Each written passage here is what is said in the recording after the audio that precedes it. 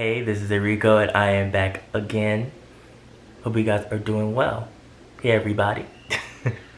Subscribe if you want to see me rant uselessly about different topics pertaining to East Asian pop culture as well as other current events. So about this video that is going viral on Weibo, which is of course the Chinese video sharing social media site of this man that is crying like he looked outside and saw that there was an apocalypse. Like the sun fell from the sky, like the world ended. And people were like, what's going on? Then they look at the title and they're like, oh, it's one of those parents. He's crying his eyes out just because of grade results from his child. And Chinese culture has this big thing of tiger parents and grades and wanting their children to do well and to excel, and there's nothing wrong with that. But when you are hovering over your child and you're pushing your child to be the best that they can be, opposed to them and their happiness, this is when the problems come in.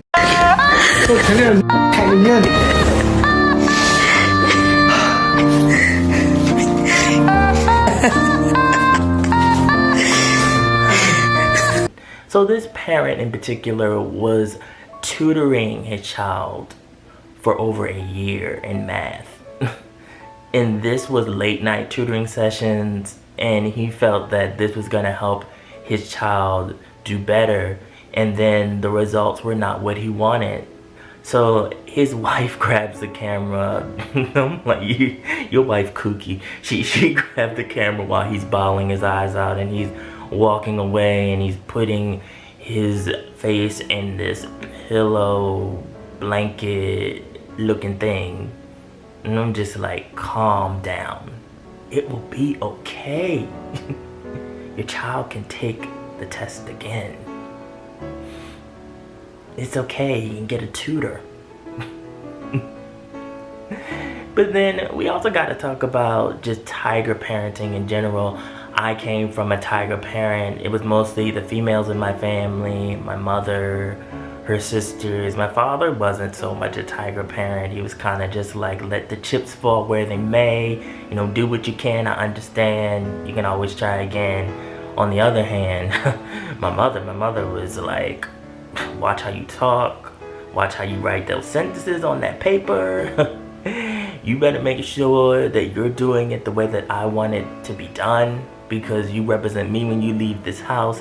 And there's nothing wrong with that, but I'm not gonna lie. I was very afraid of my mother, of my aunts, because they would literally yell at me, like yell at me to the point that their vocal cords are coming out of their chest. Yes, the chest. And I can kind of relate to children because I went through this as well, especially Chinese children having parents saying, you know, you got to do this well, you got to study now and study for this period of time, especially when they're young. And then the pictures that greatly disturbed me were the ones where the child is sitting there at the desk and the parent is there either with the hands tied behind the back or with a shoe behind the back. And I'm just like, you gonna hit your child with the shoe? When? At what instance are you gonna hit your child with the shoe? What, if they get it wrong? That's not good, because what's gonna happen is your child is gonna hate you. They're gonna hate academics. They're gonna hate math, whatever you're trying to tutor them or help them in, and you don't want that. Also, there are some children and some people that are just not good test takers. Like they will study and study and study, and then going back to that trauma of you yelling at them and hitting them, they take the test and they get so worked up of making sure that everything is right that they start having attacks, they start second guessing themselves, and that causes them to mess up on their test, not get the result that you would think that they would get. There are also some people that have learning disabilities, dyslexia, ADHD. These are things to look into. I have dyslexia. I'm not afraid to admit that. And it's good to definitely get a hold on it early because it will help you out. But I do think that parents sometimes just chalk it up to their child not being smart. And then them having a reaction like this guy. And it was funny to look at. However, I do think about the child.